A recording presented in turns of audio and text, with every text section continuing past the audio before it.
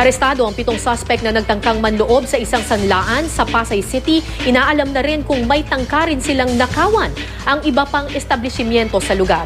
Lalo't na-diskubring may iba pang mga hukay sa ilalim ng iba pang sanglaan at isang bangko. May news to go si Von Aquino. Noong nakaraang linggo pa raw idinulog sa barangay ng Pawn Shop sa Arnaiz Avenue sa Pasay City ang mga naririnig na ingay sa ilalim ng kalsada sa tapat nila. Ayon sa kapitan ng Barangay 94 Zone 11, agad nila itong inaksyonan. Gawa tayo ng sulat sa Office of the Mayor, pati sa engineering, para matignan natin, mabuksan natin yung ilalim. Pero kahapon ang babain daw ng mga tauhan ng Pawn Shop ang manhole.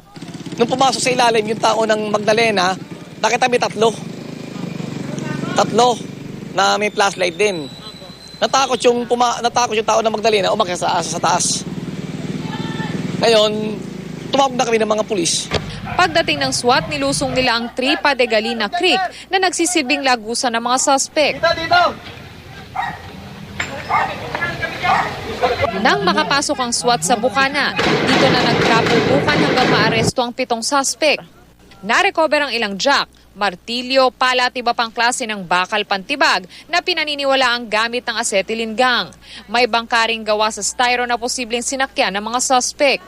Sa ngayon, inaalam pa ng mga pulis kung may tangka nga bang nakawa ng mga suspect ang mga establishmento sa lugar. Lalo pat nadiskubring may mga hukay na sa ilalim ng 4 na sanglaan at isang bangko. Kasunod ng pagkakahuli sa mga suspect, magdamag ng binantayan ng mga tanod ang lugar. Kasi yung mga establishment dito, mag-uusap-usap para lahat ng mga butas sa ilalim, tatakpan na nila. Von Aquino, GMA News.